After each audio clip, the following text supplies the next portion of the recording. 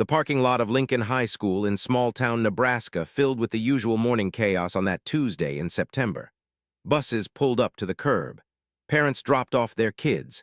Students hugged each other after summer break, laughing about forgotten homework and beach trips. But one girl stood apart.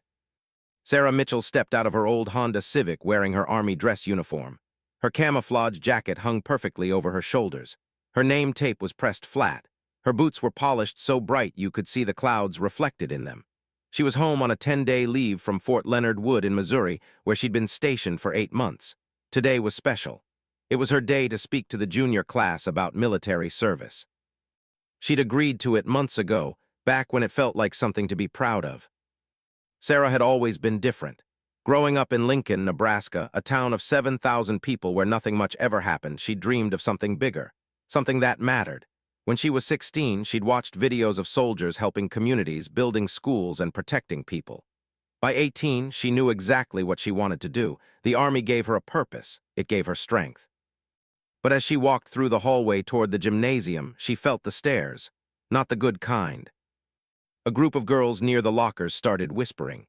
Sarah could see them pointing, their eyes moving from her boots to her face and back down. One of them, a girl named Madison who'd been in Sarah's class before she left, actually laughed out loud. "What are you supposed to be?" Madison called out. Her friends giggled behind her. "Playing soldier girl." Sarah kept walking. She didn't look back, but her jaw tightened and her hands clenched into fists. She'd learned a lot in the Army. She'd learned discipline. She'd learned how to stay calm under pressure. But she hadn't learned how to stop caring what people thought about her. The assembly started at 9 o'clock. The gym was packed with maybe 300 juniors. They were restless, checking their phones, talking to their neighbors. Sarah sat on a folding chair on the stage, waiting for Principal Henderson to introduce her. "Many of you know Sarah Mitchell," Principal Henderson said into the microphone. "She graduated 5 years ago. Sarah made the brave decision to serve our country in the United States Army. We're honored to have her here today to talk about her experience." Sarah stood up and walked to the microphone. The noise in the gym died down. She could see faces turning toward her. Some looked curious, some looked bored, some looked like they were trying not to laugh. She took a breath and began to speak about what it meant to be a soldier. She talked about the discipline. She talked about waking up before dawn and training until your legs ached. She talked about the young men and women she served with, many of them from tiny towns just like Lincoln. She talked about the purpose she felt every single day. "The Army," Sarah said, her voice steady, "isn't about looking tough. It's about being tough. It's about showing up when it matters. It's about knowing that your life means something because you're part of something bigger than yourself." Most of the students listened respectfully, but in the back row, Sarah could see Madison and her group. They were definitely laughing now.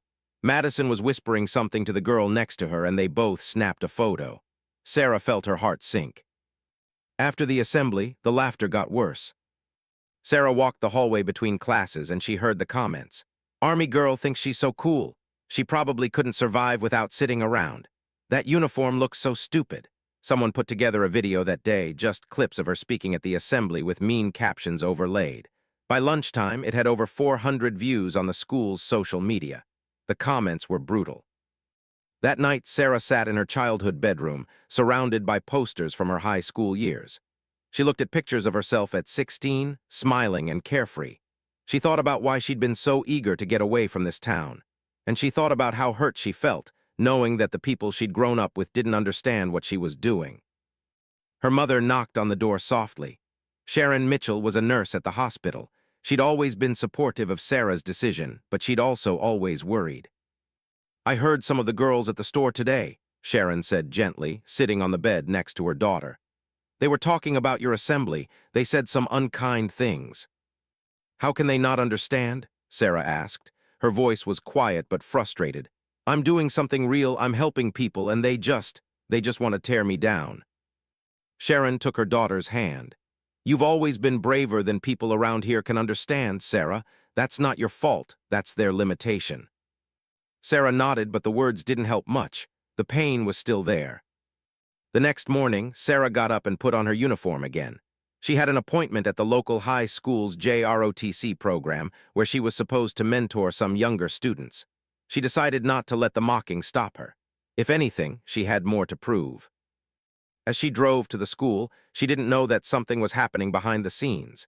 She didn't know that Principal Henderson had received complaints from parents about the mean video and the comments. She didn't know that he'd been shocked and disappointed by the way his students had treated a hometown hero. And she didn't know that he'd made a phone call to someone who could turn everything around.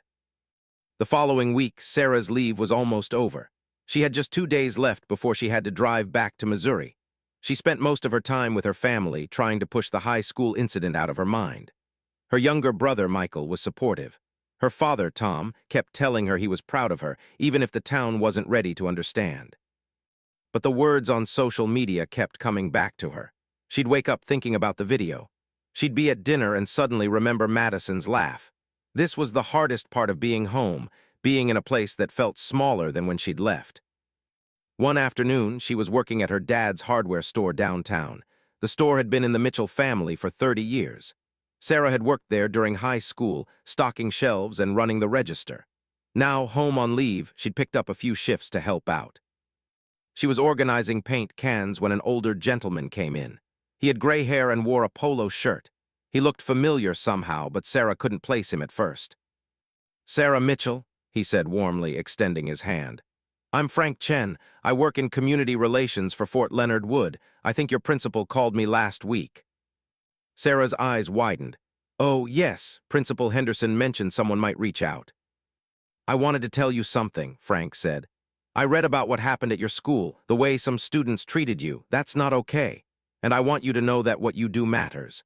The United States military doesn't celebrate soldiers just for the uniform. We celebrate them for their sacrifice, for their character." Sarah felt tears beginning to form. She blinked them away quickly. "I've also got some good news," Frank continued. "There's going to be a Community Appreciation Day at our base. We're inviting local schools to see demonstrations of our equipment and meet service members. And," he paused for effect, "we wanted to feature you as one of our spotlights. Your principal told me about your work in the mental health support unit. That's incredible work, Sarah. You're helping soldiers who are struggling. That's the real definition of service." Over the next 2 days, Sarah felt something shifting inside her. The hurt was still there, but it was being replaced by something stronger. It was purpose. It was proof that what she was doing mattered, even if the kids at Lincoln High didn't understand it yet. The day of the Community Appreciation event came on Saturday. Buses full of high school students arrived at Fort Leonard Wood. There was a Black Hawk helicopter on display. Soldiers demonstrated rappelling techniques. Equipment was set up for students to see and touch. And then it was Sarah's turn. She stood on a platform in front of maybe 200 students from 3 different schools. She was wearing her dress uniform again, but this time she held her head higher. This time she wasn't nervous. "I'm Specialist Sarah Mitchell," she said, her voice strong and clear. 8 months ago, I enlisted in the United States Army. I'm part of the behavioral health team here at Fort Leonard Wood, which means I help soldiers who are struggling with depression, anxiety, and trauma. It's the hardest job I've ever had, and it's also the most rewarding." She talked about a soldier she'd helped, a man from Iowa who'd been struggling with nightmares. She talked about how he'd come into the office ready to give up, but over 6 months of treatment, he'd got better. He'd re-enlisted. He'd gone back to his family feeling whole. "That man is alive and happy because of the work we do," Sarah said. "That's why I wear this uniform, not to look tough, not to be impressive, to help people who are hurting." She looked out at the crowd, and right there in the middle section she saw faces from Lincoln High, including Madison, and Madison was crying. After the presentation, there was an hour where students could ask questions and talk to service members.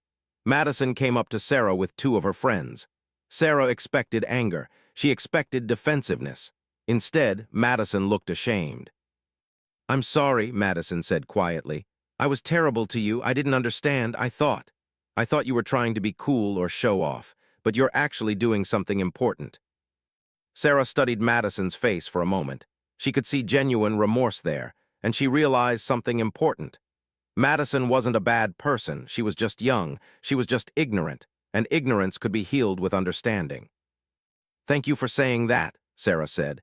"And thank you for coming today. I hope you'll think about service, too. We need people who care about helping others." That night, Principal Henderson called Sarah at home. "I wanted to tell you," he said, That students have been reaching out to me all day. They want to know more about military service. They've taken down that video from social media. Madison's parents came to see me. They're mortified about how their daughter treated you. They asked me to extend their apologies. Sarah listened, but she didn't feel triumphant. She didn't feel like she'd won some kind of battle. Instead, she felt peaceful. The hurt was still there, that wouldn't disappear overnight. But now she had proof. She had proof that what she was doing mattered. She had proof that respect was worth more than mockery. 2 days later, Sarah drove back to Missouri. As she left Lincoln behind, she felt different, stronger. Not because people finally understood her, but because she finally understood that it didn't matter if they did. The work would continue. The soldiers she helped would get better. The purpose would remain. Back at Fort Leonard Wood, Sarah threw herself into her work. The base was a sprawling military installation in the Missouri Ozarks, a place of endless green hills and brick buildings. The behavioral health unit was tucked away in Building 7, a one-story structure that didn't look like much from the outside. But inside, it was the most important place Sarah had ever worked. Her job was to help soldiers process trauma, anxiety, and depression. She worked under Dr. James Morrison, a clinical psychologist who'd been with the Army for 15 years. Every day, she sat with soldiers who'd seen things in Afghanistan and Iraq, soldiers who'd lost friends, soldiers who couldn't sleep, soldiers who felt like they didn't belong anywhere anymore. 3 weeks after the Community Appreciation Day at Lincoln High, Sarah was sitting with a soldier named Marcus. He was a 23-year-old from Alabama with dark eyes that looked haunted. He'd been in and out of the behavioral health unit for 6 months. "I'm thinking about ending it," Marcus said quietly. He was staring at his hands, not looking at Sarah. Sarah's heart stopped. These words were always terrifying, but they were also part of her job. "Tell me what you're thinking," she said carefully. "I'm just tired," Marcus continued. "Tired of waking up, tired of feeling like I'm broken. My family keeps telling me to get over it, but they don't understand. The deployment it was too much." Sarah had been trained in crisis intervention. She knew what to do. She also knew that what Marcus needed most was to feel heard, to feel like someone believed him. For the next 2 hours, Sarah sat with Marcus. She didn't try to fix him or convince him that everything would be okay. She just listened. She validated his pain, and she helped him understand that what he was feeling was a normal response to abnormal circumstances. By the end of the session, Marcus agreed to stay on the inpatient psychiatric unit for observation. Sarah walked him to the hospital building, made sure he was safe, and then sat in her office and cried. This was the work that people from Lincoln High didn't see. This was the work that couldn't be filmed or put on social media. This was the work of truly saving lives. Dr. Morrison found her sitting at her desk, wiping her eyes. "You did good work today, Sarah," he said, sitting down across from her. "Marcus came into this unit 6 months ago because he was ordered to. By now he trusts you. That trust might have just saved his life." "Does it ever get easier?" Sarah asked, "knowing that there are so many people hurting and we can only help a few?" "No," Dr. Morrison said honestly, "but you get better at accepting what you can't control. You focus on what you can do, and you remember that sometimes one person truly helped can go on to help others." Over the next month, Sarah continued her work, but something was bothering her. She'd noticed a pattern in the soldiers who came to behavioral health. Many of them were being treated well. They were getting therapy, medication if needed, support from their families. But there was another group, soldiers from difficult circumstances, soldiers with very few family connections, soldiers who couldn't afford to take time off to be treated, and they were falling through the cracks. Sarah started documenting cases. She kept detailed notes about soldiers who'd come in for help but had been discharged because they couldn't take time for treatment. She noted soldiers who'd been told to just push through it by their commanding officers. She saw patterns that worried her deeply. In November, Sarah went to Dr. Morrison with her observations. "I think we have a systemic problem," she said, laying out her notes. "Some soldiers are getting the help they need, but others aren't. And I think it comes down to money and access. Some families can afford to have their son or daughter take time off for treatment. Some commanding officers understand mental health and protect their soldiers' time for therapy, but not everyone does." Dr. Morrison read through her notes carefully. When he finished, he nodded slowly. "You're right," he said. "This is a problem, and it's bigger than our unit. This is a base-wide issue, maybe a military-wide issue. "What do we do?" Sarah asked. "We document it properly," Dr. Morrison said. "We make a formal report to the base command, and we see if anything changes." But nothing did change. Not immediately. The report was filed. It went to the base commander's office, and then it disappeared into the bureaucracy. Sarah felt frustrated. She felt like she was hitting a wall. She was a specialist, just a junior enlisted soldier. Who would listen to her? For the next 3 months, Sarah continued her work with individual soldiers. She helped Marcus, who recovered and re-enlisted. She helped a young woman from Georgia who'd been assaulted and was struggling with PTSD. She helped an older sergeant from Kansas who was dealing with depression from the stress of command. But the systemic problem remained. Then, in February, something unexpected happened. Sarah got a call from Principal Henderson back in Lincoln. "Sarah," he said, "I have something I need to ask you. Our school district has been awarded a grant to start a mental health awareness program for high school students. We'd like to have you come back and help lead it. Could you possibly take some leave in the spring?" Sarah thought about it. The answer was yes immediately. But as she thought more, she realized something. High school was important. Mental health awareness was important. But the soldiers she was working with, they were in crisis now. They needed help now. She politely accepted the Lincoln High offer. She told Principal Henderson she'd come back in May. But she also made a decision. She was going to do more than just work with individual soldiers. She was going to expose what was happening. She was going to make people understand the systemic problem with how the military was treating soldiers with mental health issues.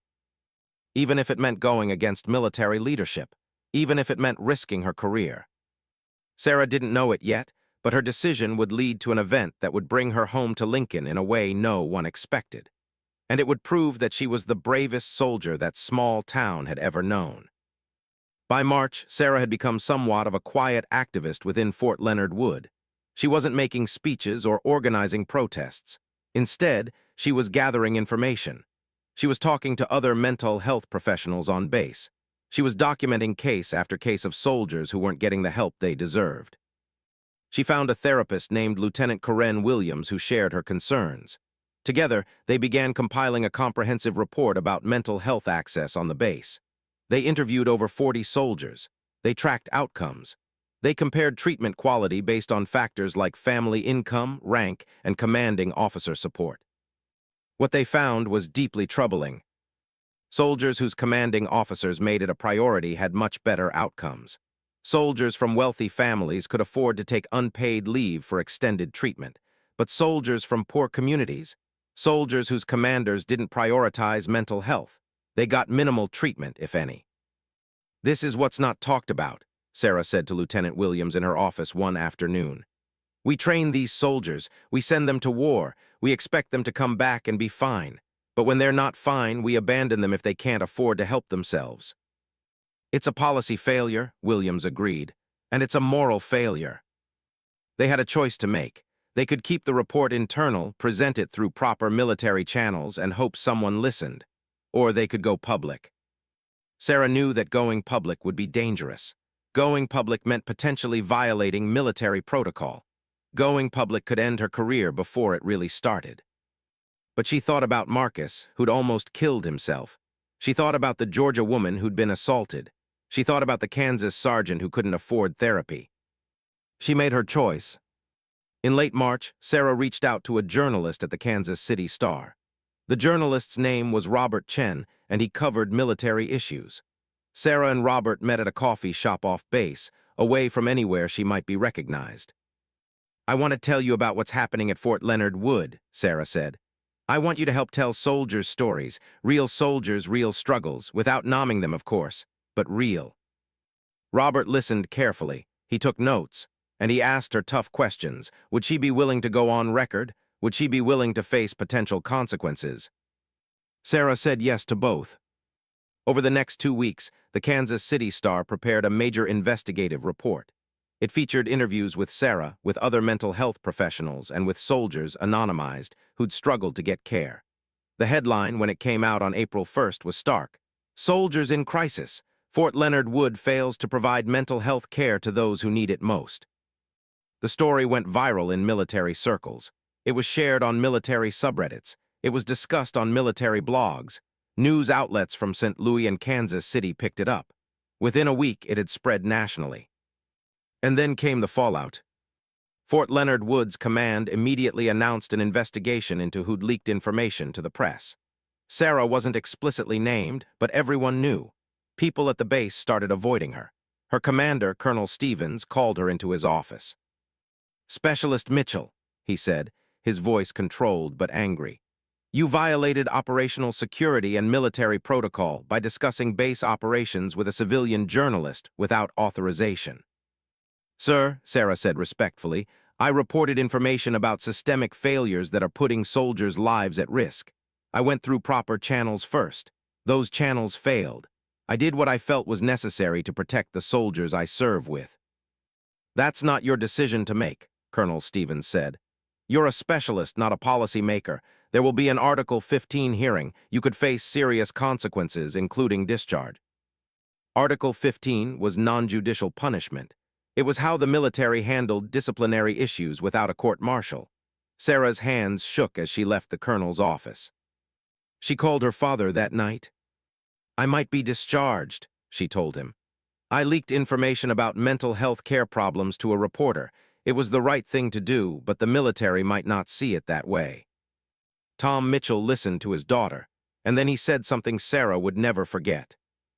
"Sarah, I was in the Navy," he said, 20 years ago, and I remember something my commanding officer told me. He said that honor isn't always about following orders. Sometimes honor is about standing up when you know something is wrong, even if it costs you. You did the right thing. Whatever happens, I'm proud of you." The Article 15 hearing was scheduled for May 15th. Sarah tried to focus on her work, but it was hard. The uncertainty was crushing. And then, 1 week before her hearing, the unexpected happened. Congress called for hearings. Representatives who'd read the Kansas City Star investigation decided to hold hearings on mental health care in the military, and they wanted Sarah to testify. The hearing was scheduled for May 10th, right before her Article 15.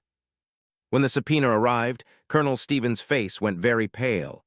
"You didn't punish a soldier who was about to testify to Congress about systemic failures. That would be political suicide." Sarah Mitchell, the specialist from Fort Leonard Wood, was going to Washington, D.C. Sarah walked into the Hart Senate office building on May 10th with her heart pounding. She was dressed in her dress uniform. She'd practiced her testimony over and over, but nothing could have prepared her for the reality of walking into a congressional hearing room. There were cameras, there were senators, there were journalists in the back taking notes. There were other witnesses, soldiers, family members of soldiers, military leadership.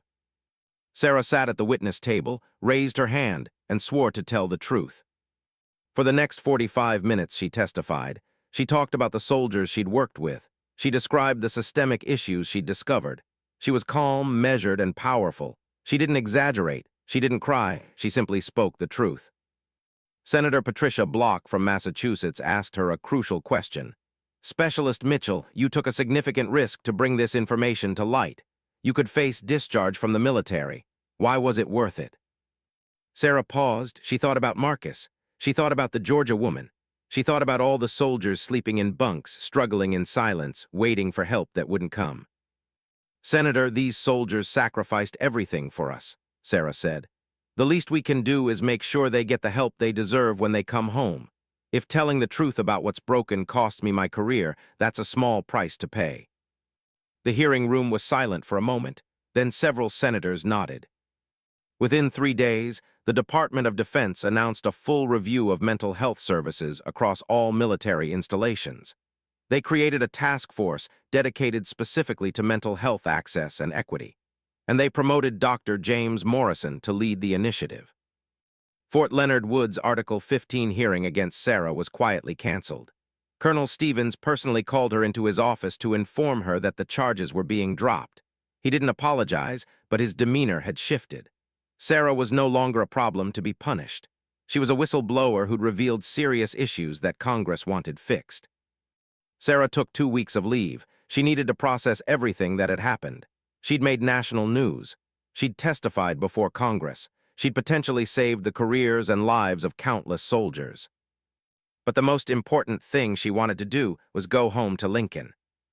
Principal Henderson called her a few days before she was supposed to arrive.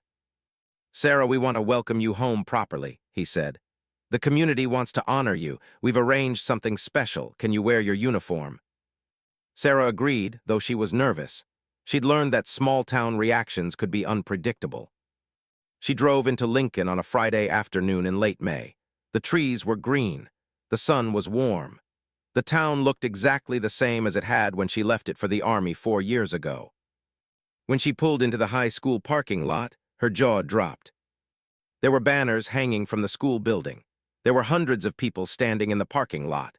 News vans from Omaha and Kansas City were set up with their cameras pointing toward the school.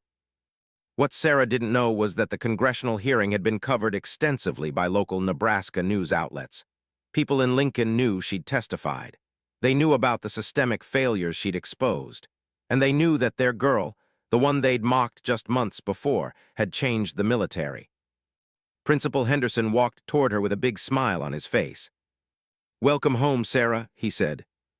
Then something happened that made Sarah's breath catch in her throat. From behind the school building, a Black Hawk helicopter descended. Its massive rotors created a wind that whipped through the parking lot. The helicopter landed smoothly on the field beyond the parking lot, sending up a cloud of dust. The crowd erupted in cheers. Two pilots emerged from the helicopter. Behind them came Dr. Morrison, Sarah's commanding officer from the mental health unit. He walked straight to Sarah.